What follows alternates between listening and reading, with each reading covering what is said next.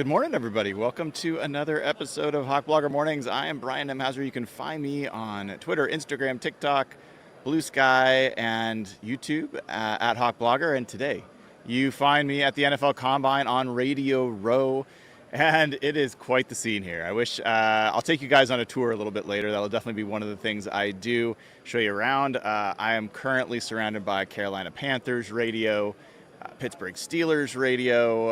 You can see behind me Arizona Cardinals radio, and right to my right is KNBR San Francisco. So I got a couple of the division rivals right around here, which is fun.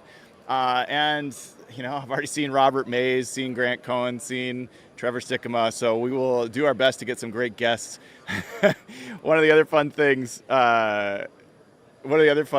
is I look around and the amount of support staff that these folks have to run these shows is amazing and awesome, and also makes me smile given that I am the one-man show here today until my co-host gets here tomorrow. And as you can see, trying to figure out my exact camera shot and angle here I'm going to have to work with, because I don't have somebody. If I get a guest to come on here, I'm not going to be able to change views. So I'll figure out some of the production stuff as we go. But hopefully, I'm going to check with the chat here. Hopefully you guys can hear me okay.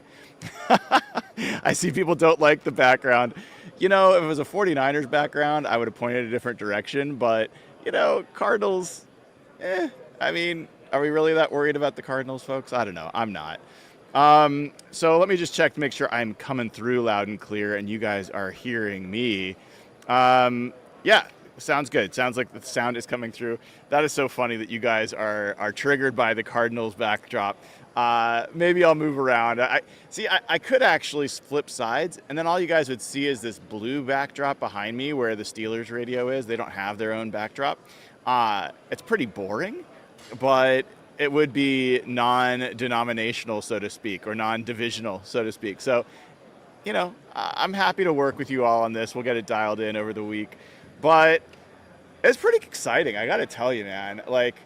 It's surreal to be here and be among all these professionals who have been doing this for years, that they've done this as a full-time job. They've worked to get here. I'm watching as the Steelers general manager sits down to do his spot with Steelers radio right now. It's amazing. I just saw Mike Vrabel walk through for Patriots radio doing his spot, and it's going to be great. We're going to have such a great week together. I'm going to bring you guys so much content. We're going to have so much fun, and I really, really appreciate all of you guys for tuning in, for supporting me, for making this possible. Honestly, this is episode 337. Which means we're closing in on episode, what would be episode 1, the anniversary, 1-year anniversary. And when I started all this, I started it with about 30 days before the NFL draft.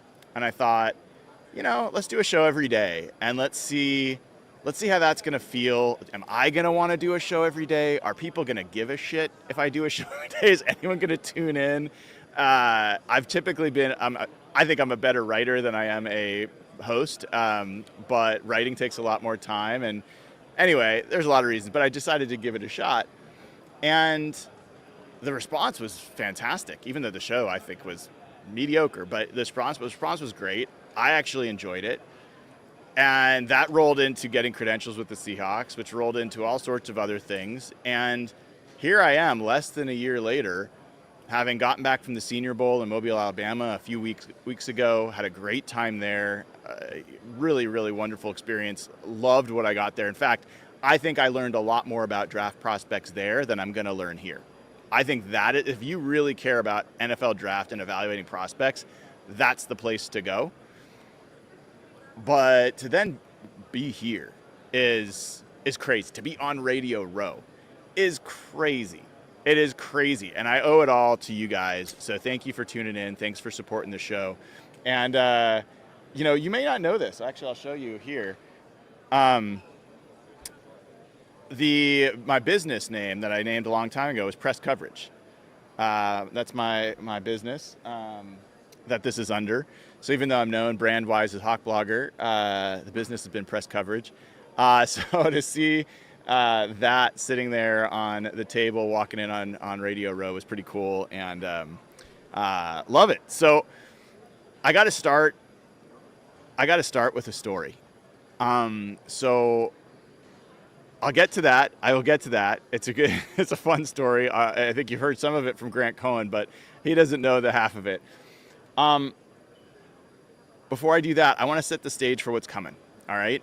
So today's Tuesday, right? As far as I can remember, it's Tuesday. Right now there are general managers, coaches speaking for a bunch of different teams. I kind of made the choice. I was going to maybe go over and listen to Eric DaCosta's press conference at 11 o'clock Eastern time here. Decided to do this show instead. At 12 o'clock today, so half an hour from now, Andy Reid will be talking. I may go over there. I may not. I don't know. At 1 o'clock, that's when things really start. 1 o'clock, John Schneider will be speaking. I will be there. I will be part of that press conference. There'll be 15 minutes that air live, and that will have all sorts of people from all sorts of places asking questions. And then some of the local reporters like myself, Bob Condata, Greg Bell, will head over and walk with John Schneider for a more personal press conference where we get to ask some additional questions. So I will talk to John Schneider later today. Got a bunch of questions for him. Some of those questions are inspired by some of the things that you guys have written on patreon.com/hawkblogger when I asked for if you had any questions you wanted to have asked. As I said then, I can't promise all of them are going to get asked or any of them are going to get asked depending on, how much time we get with these folks. It's pretty pressed. Then, 2 o'clock today, Pete Carroll speaks. And I don't know if it's by accident or not, but the NFL has Pete Carroll speaking on the same podium as John Schneider will have been speaking at an hour earlier. So 2 o'clock Eastern time, 11 o'clock your time, Pete Carroll will do a press conference. I'm going to try to attend that, ask some questions there. And then later in the day, Dan Campbell speaks at 3:30. Jonathan Gannon of the Cardinals speaks at 3:45. I will do my best to attend that. The 49ers and the Cardinals, the 49ers and the Rams do not have a presence here, at least from a speaking perspective. So I won't be able to check in with those guys. The coaching staff for the 49ers isn't here, but John Lynch will speak tomorrow, as will Mike McDonald. So tomorrow I'll get back to you with some Mike McDonald coverage. I'll probably try to attend the John Lynch press conference as well. But what I meant to say is there's no Rams presence here at all. They're kind of known for not attending. So that's what's coming, at least from the organized, set press conference stuff. Tomorrow is when player press conferences start. So starting 8 a.m. Eastern time, 5 a.m. your time. So by the time, this time tomorrow, I will have already had multiple conversations with prospects attending the combine, asking questions, getting to know those guys. So I'll have that for you. I will definitely, later today, I can almost assure you, I will have Grant Cohen on for a show. I'm going to see if I can get Robert Mays to come over. I will try to pull some people over. We'll have some fun. We'll see who we can get on. So make sure you tune in. There might be a point where we just run this show for 3 or 4 hours, keep it going, even if I'm not broadcasting, and just pull people over. So I'm going to do my best to not only be the host, the editor, but also the production assistant going and, the intern going and grabbing people to come over and be on the show. So we're going to have some fun. I don't know what's going to happen. We'll figure it out together. But a good example to give you the story, and this is the real deal of what happened yesterday traveling to Indianapolis. So I know most of you probably have seen Grant Cohen's video up on Twitter about what he experienced, which I love Grant to death. He's so much better at this than I am in terms of making it dramatic and, taking creative license, I guess we'll say, with details of the story. but it's all for fun and entertainment. So I am I am a clear guy, so I don't know how many, I can't stand lines. I will pay the exorbitant amounts of money to not stand in a line. So I am clear, I am pre-check, and I get to the airport, and it's one of those days where the clear line is like wrapping around multiple places. It is a long line. It wasn't great. So I'm waiting in the line for 5 minutes, and then, I don't know, maybe 5 minutes later, I see a familiar face. Dave Pearson, the head of PR for the Seahawks. I think his title is like Chief Communications Officer or something like that. Anyway, Dave Pearson, the guy who gave me my credentials for the Seahawks, he walks around and he gets in the same line. And we smile at each other and say, hey. And I was kind of surprised to see him because I don't expect the Seahawks folks to be traveling on commercial to come to the combine. But I don't know. Like, I've never experienced this stuff. I'm naive. I guess I just assume they always fly charter or whatever. So we just smile, say hi. I go through security, get on the train to the end gates, as is the life of Alaska Airlines customers nowadays, and get to the gate. I sit down, and Dave ends up, 10 minutes later, sitting down across from me. And so we spend the next hour talking and have a great conversation, of which I can't share the details. And I look over my shoulder because Dave waves at somebody, and there's John Schneider. And I'm like, what the hell? Why is John Schneider taking this flight? And next to him is Mike McDonald. And I'm like, what is going on? And I see like Nolan Teasley, like I see all these Seahawks folks. Like then I start seeing like the head of Seahawks security. I see, the production crew, the film people, they have some awesome people that are behind the scenes. I'd love you guys to get to know at some point. And so that was just kind of like, okay, we get on the flight and Schneider, Teasley are sitting together. So by the way, that's creative license number one. Schneider was sitting next to Teasley, not next to Mike McDonald. So when Pete Carroll was up there talking, he was talking, we'll get to that in a second, he was talking to John Schneider. But in any event, Mike McDonald, he is row one, and Jay Harbaugh's there as well. I did not see Clint Kubiak. I think that the offensive coaches probably aren't going to come right away because I think a lot of the offensive line doesn't test until maybe Sunday. I'm not even going to be here when offense tests. I'll be here when offensive line does their podium time, but not when they test. Anyway, so I say hey to Mike and joke with him. I was like, hey dude, you're in my seat. And he freaked out for a second. I could see it in his face. He thought I was right. I was just kidding, Mike. But, and Schneider's in, I think, like row 3, maybe, And so the Seahawks are pretty much dominating first class.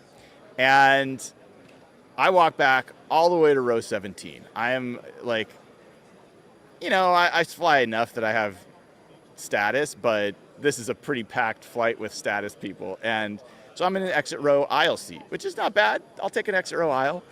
And I'm sitting there and I see Danny Kelly walk on. We bump fists. It was good to see Danny. I see Doug Ferrara walk on. Like, okay. I see that the guy sitting next to me has a PFF notebook. So I'm like, oh, he must be from PFF. More on that in a second.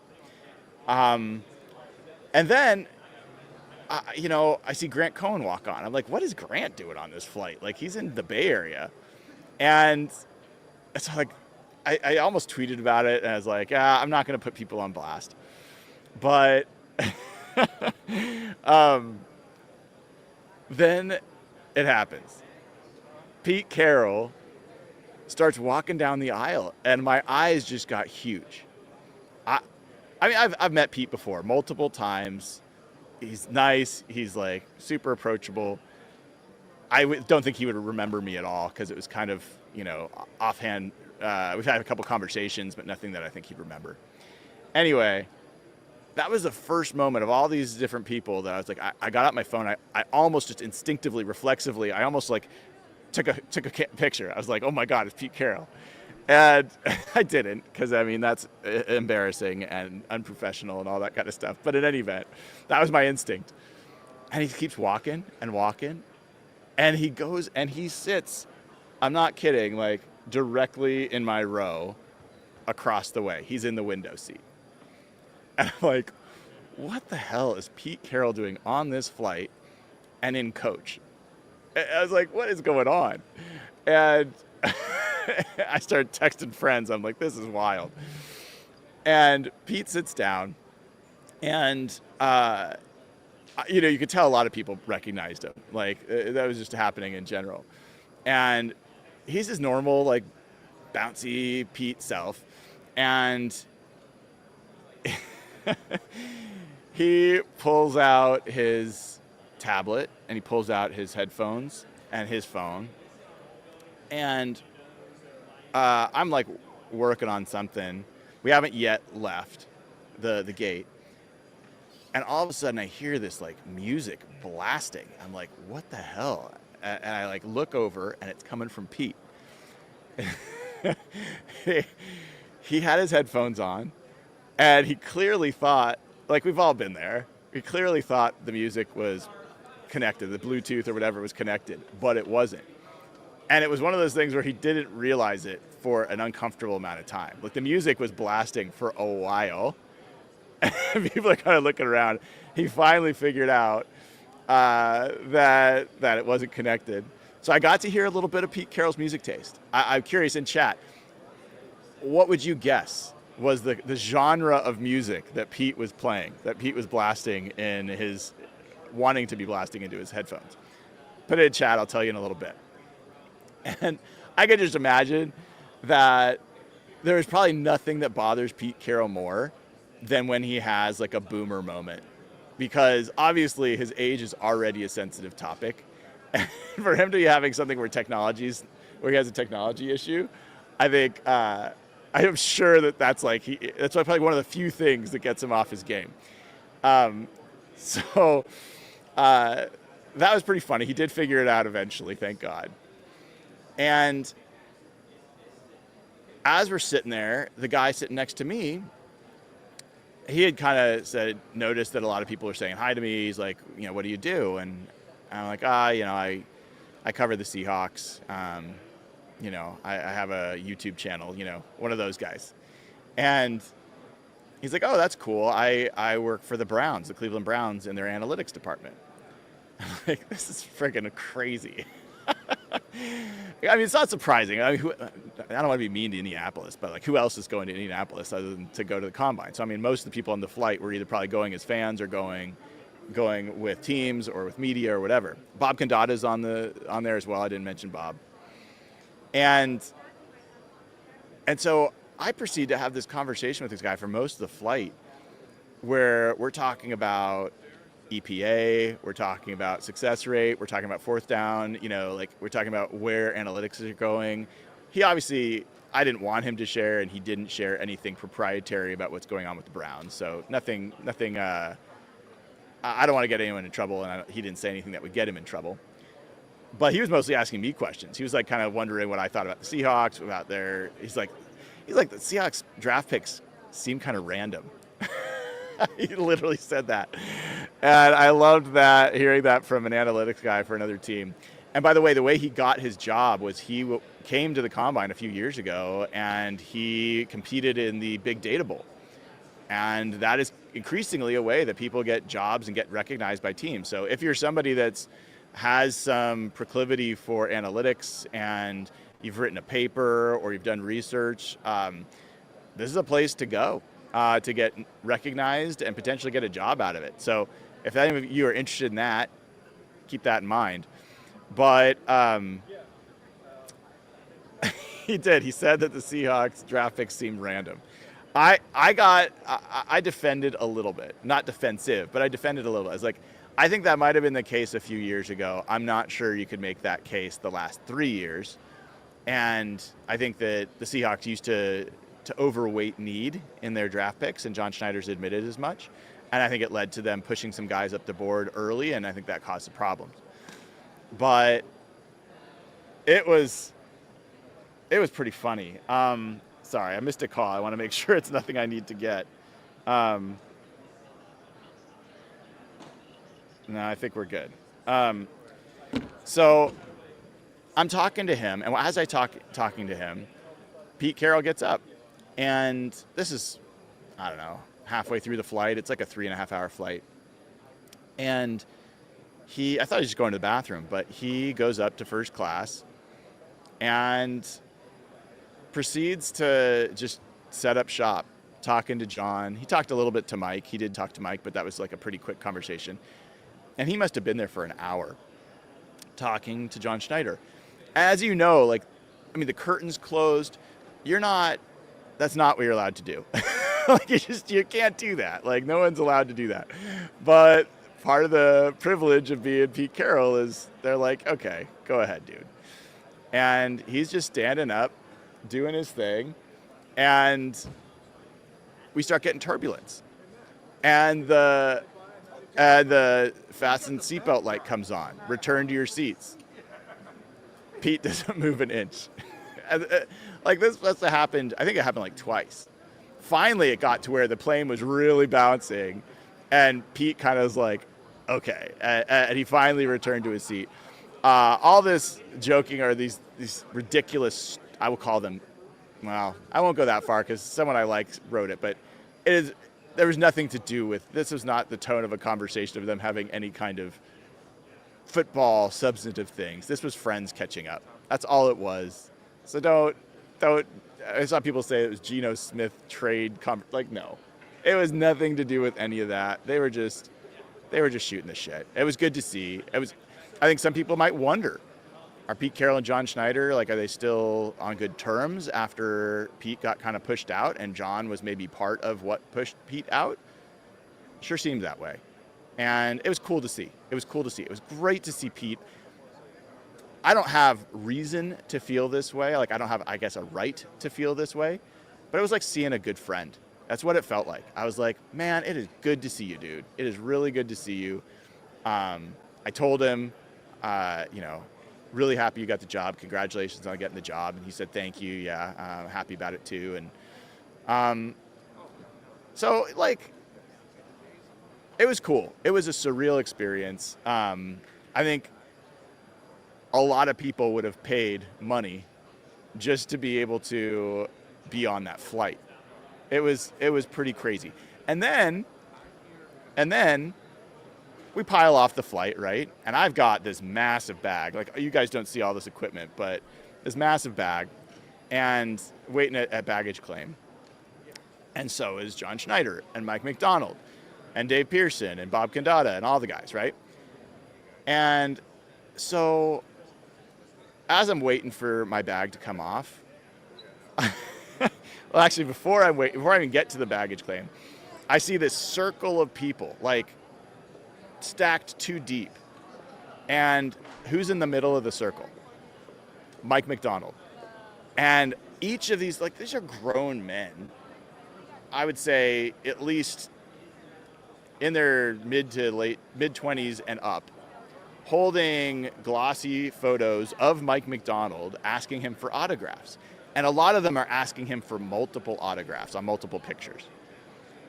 And Mike's in the middle, and he's like, he's signing. He's got a smile on his face. He's being very gracious. Honestly, it would bug me because they're not getting those autographs because they're fans. They're getting those autographs because they want to sell it. Like, it was very clearly, like, I talked to one of the guys that was doing it. They get they're there all day. They have pictures of all the NFL coaches and, whatever, and they get try to get autographs from all of them. They're merchandise guys, and I mean, whatever. Everybody's got to hustle. I find that kind of obnoxious, but whatever. Mike's super gracious about it. So then, after he's done with signing 75 autographs or whatever he did, he comes over. He sees that I'm talking with Bob Condata, and he comes up to us, and we're shooting the shit. We're just talking about how things are going, how things are going with the baby. if he's getting out at all, where we walk our dogs, all that kind of stuff. He's just I don't think people really appreciate how cool of a guy he is. I know some people are like, hey, he's a little bland, or maybe he's not the most charismatic guy. That's fine. But you guys all have friend groups, or you've had friends at some point in your life, right? And everybody's got a role to play. And Mike's like the guy that is always there, always dependable, always reliable, always authentic, always going to be genuine. And when he commits to something, always going to do it. Like, that's who he is. It comes through in all my interactions with him. And so I continue to be really happy that he's our coach. I thought it was, like, there's a lot of people that get into that situation. I was asking him, I was like, did you ever get asked for autographs when you were a defensive coordinator? He's like, no. So he's going through this adjustment. A lot of people get jaded, they get big heads, they change the way they behave in that situation. I don't see it from him. I see him being Mike McDonald. And I have a ton of respect for that. I have a ton of respect. People idolize, celebrities or athletes or coaches or whatever. I tend not to, for the most part.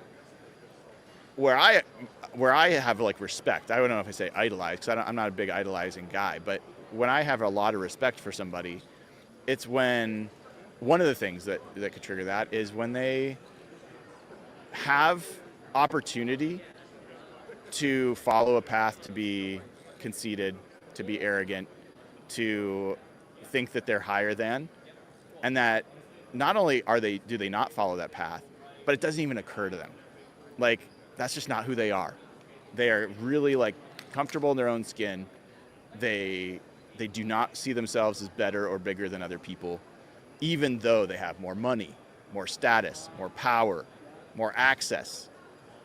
That is something I will always respect. And I've seen it in corporate life, people that do or don't, they get a promotion and they think they're hot shit. I've seen people that get a promotion and they just keep their nose down, working and doing great work.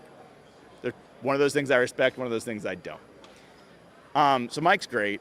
And by the way, I know you guys were guessing, so I'll tell you what Pete Carroll's song choice was. I don't know the song. It's not my genre. But it was somewhere between bluegrass and folk music. Like, it was kind of a bouncy, like, it wasn't country. It wasn't straight folk music, but it was kind of a bluegrassy folk music. It was the genre I would put it in.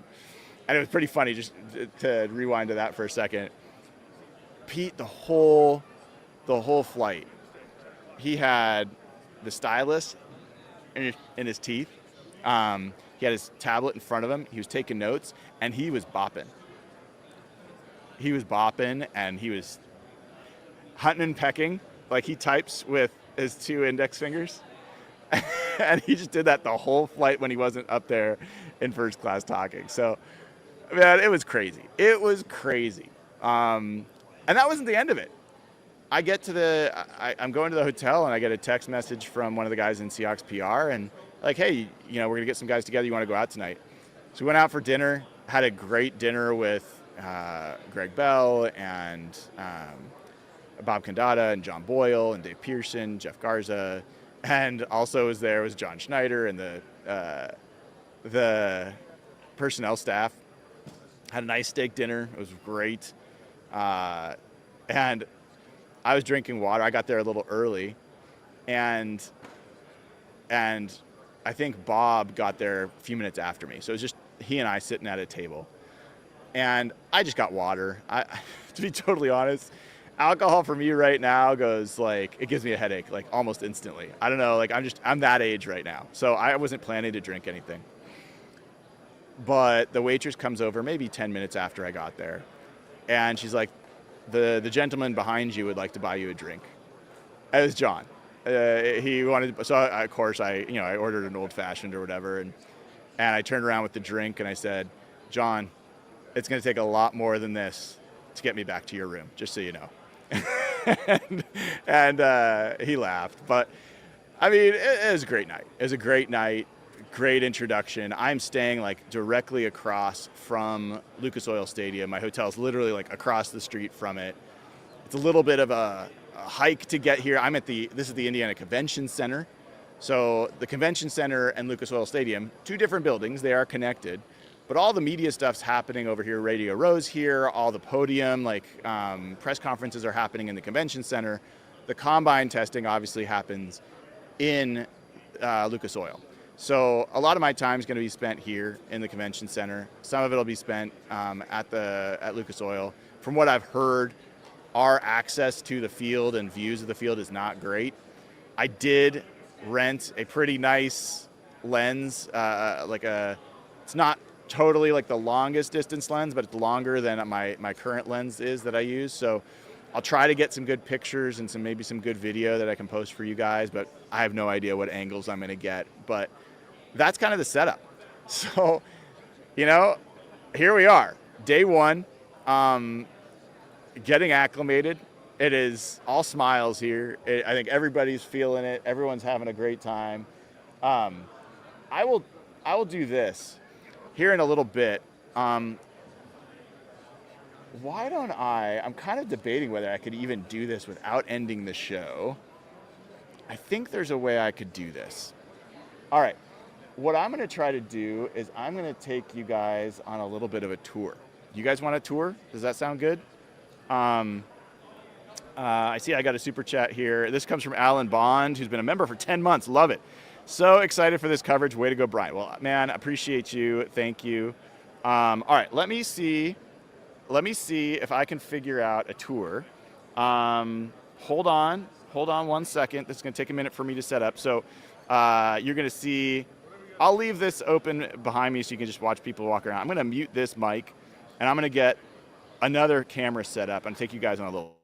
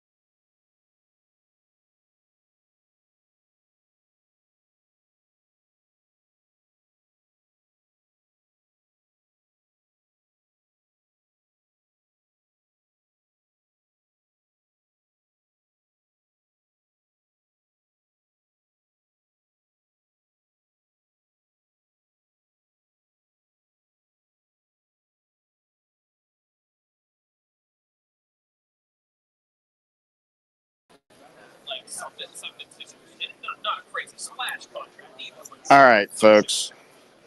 Hopefully you can hear this. Let me change audio headset. There we go. All right. You guys should be seeing this. I am not going to be able to see chat as I walk around. But this is the corner here. So this is Carolina Panthers radio. This is Pittsburgh Steelers radio.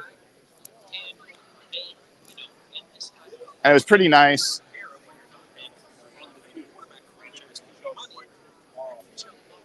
The Steelers did apologize for stealing the Super Bowl. Just want you to know that was one of the first things that happened. This is Arizona Cardinals. So this is let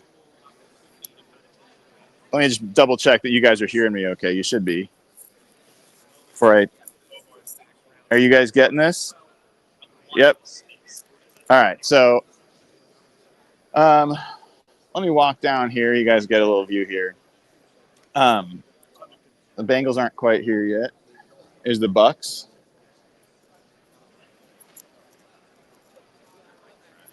Simmer Sports. Great stuff there. The great Lindsay Rhodes. Hi. Hello. Got the NFL here. Sure. Go right ahead. Yeah, sure thing. Got the Pats. I had Mr. Vrabel here earlier. I got to be excited about that. The Browns. There are the Vikings. Mr. Paul Allen. A different Paul Allen. We've got the Bills, and there is Daniel Jeremiah doing his thing.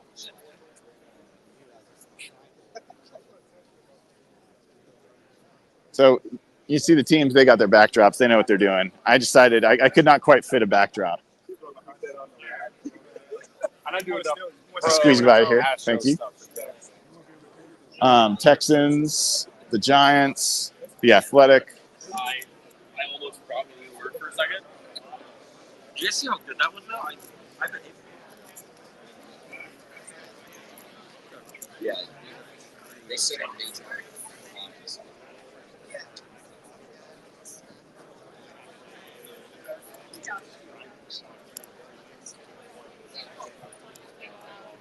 There's trouble right there. Hey, how's it going? Good to see you, man.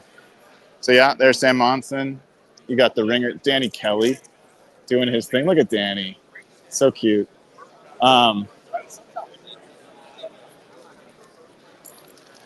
Philly sports. They got to be excited about the Super Bowl. Yeah, USA Today. I don't recognize some of these shows, but they certainly wouldn't recognize mine. Got iHeart Denver.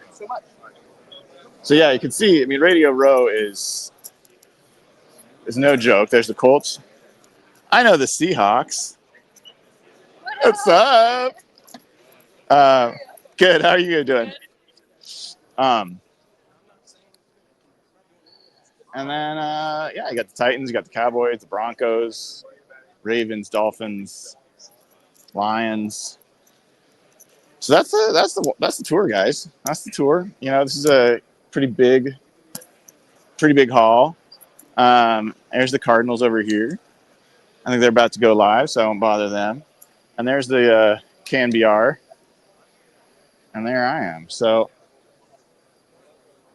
that's your 10-cent tour.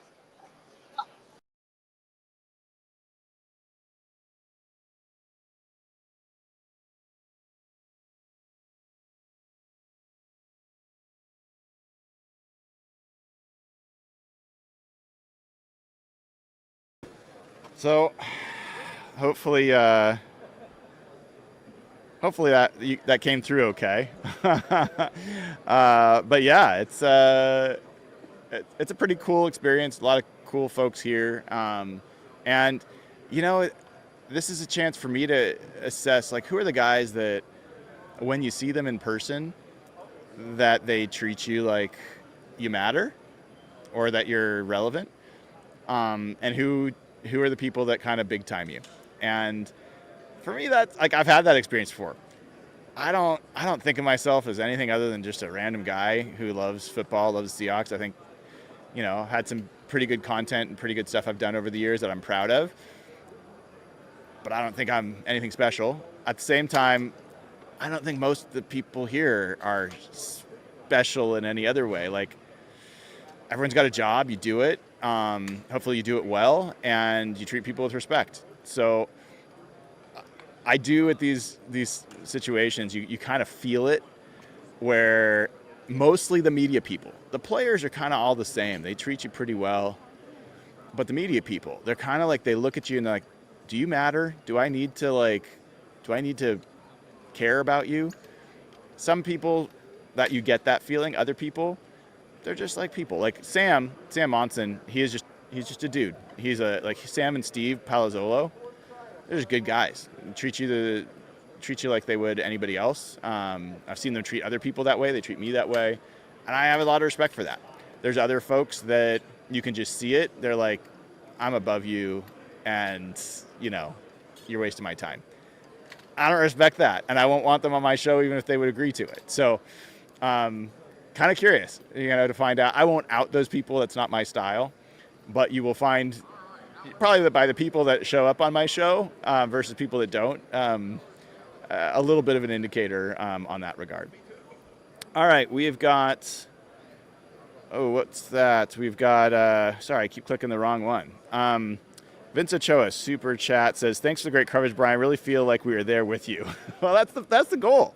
That's the goal. I mean, this is as much a celebration for you guys as it is for me. And my goal is to give you guys as great of a combine week as I can. You guys make this possible, so absolutely appreciate it. With that, I think I'm going to wrap there. There'll be a ton more coverage later today, and could be 5 minutes from now for all I know. But wanted to kick the day off the right way, give you guys a little bit of story time, so to speak, and we'll have more later today. So keep an eye out. Make sure you click subscribe. Make sure you click the little bell on YouTube to get notified when I go live, because it's going to be somewhat random schedule-wise when those things happen. Until that next show, I'm Brian Nemhauser. This has been episode 337 of Hawk Blogger Mornings. Absolutely just pumped about what we got ahead of all of us this week. And we will see you all very soon. Take care.